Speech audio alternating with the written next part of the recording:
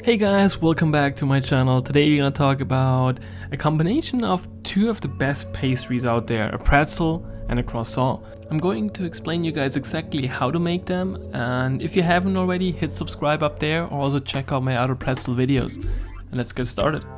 We're going to start with my basic pretzel dough that I made several times on this channel before, which starts with 12 grams or 2 teaspoons of salt, 30 grams or 2 tablespoons of unsalted softened butter. Then we have 7 grams or half a tablespoon of dried yeast, 10 grams or 2 teaspoons of sugar, and 500 grams or 4 cups of all-purpose flour. Now we're going to add all of our dry ingredients into a bowl and make sure you're gonna put the flour through a strainer, that there are no crumbs inside. I probably should warn you guys that it will take you up to 3 days to finish this recipe. You can speed it up to 2 days, but I highly recommend taking your time and you get the best version of a croissant out of it. So it will be 3 days. Now we're almost done with our dry ingredients and we're gonna start with our secret ingredient, which is malt powder. I always recommend using it for pretzels. It just gives you more of this distinct pretzel flavor to your pastry. It's optional, but I said I highly recommend it. I will put a link in the description. Then you're gonna mix all together and we should be ready to add our water. For this recipe we will use 300 milliliters or 1 1/4 cup of tap warm water. Just add it to the mixture and then we're gonna put it into our stand mixer. Use the dough hook attachment, nothing else, only a dough hook attachment, and start mixing the dough for around 2 to 3 minutes before we're ready to add our butter, softened butter, unsalted butter. Really, butter is one of the main ingredients for this recipe, so make sure you use a high quality butter with a high fat percentage. I think mine had 85%. It will be even more important for our beurrage that we do afterwards, but even for the main dough, just use some good butter. Now we're gonna lightly grease the bowl, gonna place our dough inside, cover with some plastic wrap, and gonna place it inside the fridge for around 10 minutes before we're ready for the first fold. Again, I recommend doing all this the night before you actually want to eat the croissants because it has to rest for around 8 hours in the fridge. Now we're doing our first fold, which is pretty much we're lifting up the dough, pull it and fold it in the middle. As you can see, make sure you don't tear the dough apart. Go once all around, flip it over, cover it with plastic wrap and put it in the fridge for another 10 minutes. After that, we have to repeat this step one more time before we're ready to form our dough into a big square. So after 10 minutes we get the dough out of the fridge, remove the plastic wrap again and go once around the whole dough again. Just lift it up, pull it, make sure you don't tear it apart, press it lightly in the middle, cover it again, put it back in the fridge for another 20 minutes. Sorry, and 25. Give the dough a little bit more time to rest. During this 25 minutes we're going to prepare the wax paper where we're going to store the dough overnight and which will help us to form it into a big square. You can see here, even though I live in the US for several years, I'm still using the metric system. We're gonna make our square 7 inches or 17 centimeters long and just mark it on your wax paper, fold it, and then you have one square before we're able to put in our dough. Feel free to cut one of the sides if they're too long and they don't let them fold over right. If you don't have wax paper, you can try to use parchment paper as well. Even though I would definitely recommend using wax paper just because the dough will stick less on it than on parchment paper, but if you don't have any, you can try it, it should be fine as well. You can also see that my left side corner is not as wide as it should be. You will see later that I kind of had some problems with that, so try really to make your square in the middle. So now we're gonna place our dough in the middle of the wax paper. Then we're gonna stretch it a little bit with our fingers, just press on it, and after that we're gonna get our rolling pin. Just press it down and make sure that it goes into all corners. If for whatever reason the wax paper breaks, just get a new one and form it again and put it back in there. I recommend to slightly push down the dough before you start rolling it until you have this nice square. Put it in the fridge overnight. And in the morning we're gonna start the same as we stopped in the evening with our wax paper. We're going to form a 4 by 4 inches or 10 by 10 centimeter square, but this time it's for our butter. Make sure the butter is already a little bit softened, and again make sure you use high quality European butter with a butterfat percentage of at least 85. I'm going to use 140 grams or 5 ounces of butter.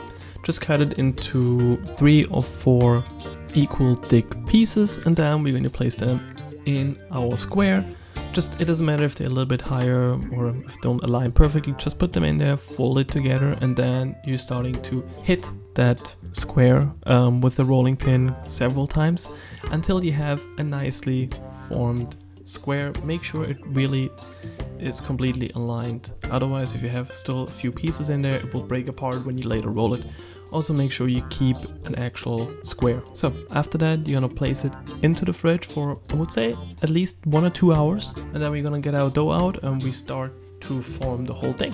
Just lightly flour your work surface and then mainly roll out the corners of it. I did it a little bit too much, as you can see here. Just roll them out, place the butter like this in the middle, and then you fold in each corner to make sure that they're closed. Just fold them in, press everything down, and then let it sit outside for around 15 to 20 minutes. Make sure that the butter is getting a little bit warmer and it's easier to work with. I didn't do it long enough, and you will see what happens later when you pay attention to it. Then you're gonna press down the dough. Just slowly, lightly press it down, and you will stretch the butter out into a thinner surface. And then you're gonna roll only into one direction, not go back and forth, only one direction, which helps as well to keep the butter in like one piece and don't break it apart. Which is one of the most important things when making a croissant, just to keep these layers. If you fold it together later, we have all these single layers of butter. Don't press them together, otherwise you will not get this nice honeycomb. So we're gonna roll it out until we have an 18-inch or like 40 centimeter long dough. After that, we're going to fold our dough. So we're gonna fold around 1/3 in, and we got 2/3 down from the top. After that, you're going to put the longer one over the shorter one, and then just lightly, really lightly press it together.